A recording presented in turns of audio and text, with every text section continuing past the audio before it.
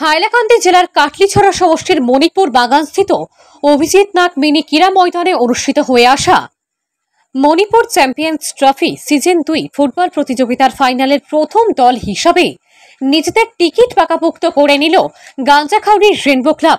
আজ প্রতিযোগিতার প্রথম সেমিফাইনালে তারা ব্রুরিয়াং ইউনাইটেড ঘাড়মোড়া এফসিকে 1-0 গোলের ব্যবধানে পরাজিত করে এই যোগ্যতা অর্জন করে। উল্লেখ্য যে আজকের প্রথম সেমিফাইনাল খেলা উপভোগ করার জন্য হাইলাকান্দি জেলার বিভিন্ন অঞ্চলের ফুটবল প্রেমীদের উপচে পড়া ভিড় পরিলক্ষিত হয়।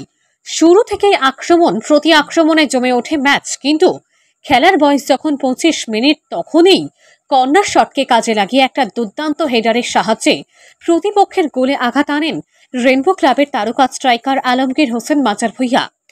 প্রথমার্ধের খেলা শেষে 1-0 গোলে এগিয়ে থেকে সাজঘরমুখী হয় রেনবো ক্লাব। দ্বিতীয়ার্ধের খেলা শুরু থেকে আরো জমে ওঠে খেলা।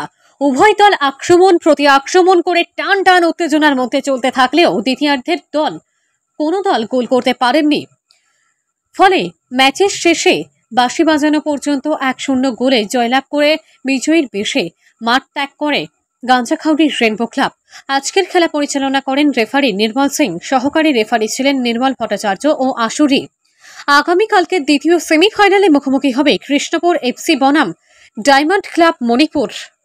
খেলায় যে আপনার টিম বিজয়ী হয়েছে, সেমিফাইনালে বিজয়ী হয়ে ফাইনালে প্রবেশ করেছে, তো সে বিষয়ে আপনি কি বলবেন?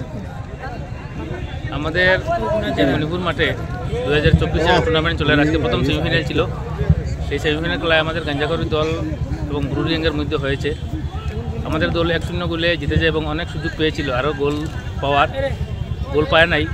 গোল যেটা দিয়েছিল সেটা ধরে রাখতে পেরেছে। সেই জন্য আমার প্রত্যেক খেলোয়াড়কে আমাদের টিমের পক্ষ থেকে ওনাদের এই প্রচেষ্টার জন্য ধন্যবাদ জানাচ্ছি। আজকের এই খেলায় আমাদের সমর্থক যারা ছিল, আমাদের খেলোয়াড় সবাইকে আমার পক্ষ থেকে আমি ধন্যবাদ জানাচ্ছি। যেহেতু আমি গাঞ্জাখাউড়ি রেনবো ক্লাবের সঙ্গে প্রায় 20 থেকে 25 বছর ওতপ্রোতভাবে জড়িত এবং নিয়মিত প্লেয়ারও ছিলাম। এখন খেলোয়াড়ের বাইরে কিন্তু টিমের ম্যানেজমেন্টের দায়িত্বে আছি। আমাদের সঙ্গে আরও আছেন জাহাঙ্গীর হোসেন, শাহনওয়াজ চৌধুরী, শাহজাহান, ওনারাও প্রাক্তন খেলোয়াড় গাঞ্জাখাউড়ি দলের।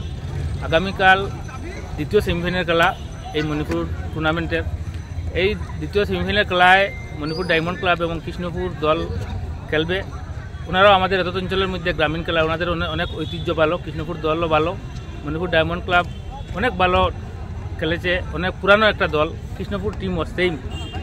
ওনাদের মধ্যে যে দল জিতবে সেই দলের সঙ্গে আমাদের ফাইনালে দেখা হবে। আমি আশা রাখবো ওনাদের দু টিমেই ভালো খেলুক, যাতে জয়ের লক্ষ্য নিয়ে নামে। খেলাধুলা তো এক দল হারবে। আজকে আমাদের দল জিতেছে, আমরা যে জিতবো সেটা তো 100% আশা করা যায় না। খেলাধুলায় হার জিত থাকে, সেটা মানসিকতা থাকতে লাগে। হারলেও সেটা মেনে নিতে হয়, জিতলেও সেটা মেনে নিতে হয়। এবং যে টিম হেরেছে আগামী দিনেও ওনারাও জিতবে। ওনারা আজকে কয়েকটি ওনাদের পাস এবং কমিউনিকেশন বা কম্বিনেশন যেটা খেলার মধ্যে সেটা ভুল হয়েছে নিশ্চয়ই, এই জন্য ওনারা হেরেছে। আগামী দিনেও ওনারাও ভালো খেলবে।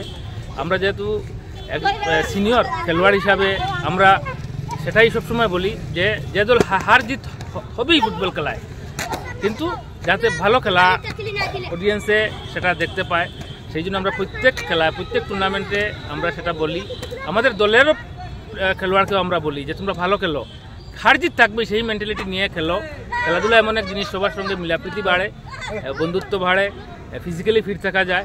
সেই জন্য সবাইকে খেলায় আরও যারা আমাদের নবপ্রজন্ম যারা আছে ওনারাও যাতে খেলাতে অংশগ্রহণ করে আমি আহ্বান রাখছি। আজকের এই খেলা শান্তিপূর্ণভাবে হয়েছে, প্রত্যেক খেলোয়াড়ও ভালো খেলেছে, দর্শকরা অনেক সুন্দরভাবে খেলা উপভোগ করতে পেরেছে। আমি সবার সহযোগিতা থাকার জন্য আমি সবাইকে ধন্যবাদ জানাচ্ছি। আর ফাইনালে দেখা হবে। Thank you, best of lakh.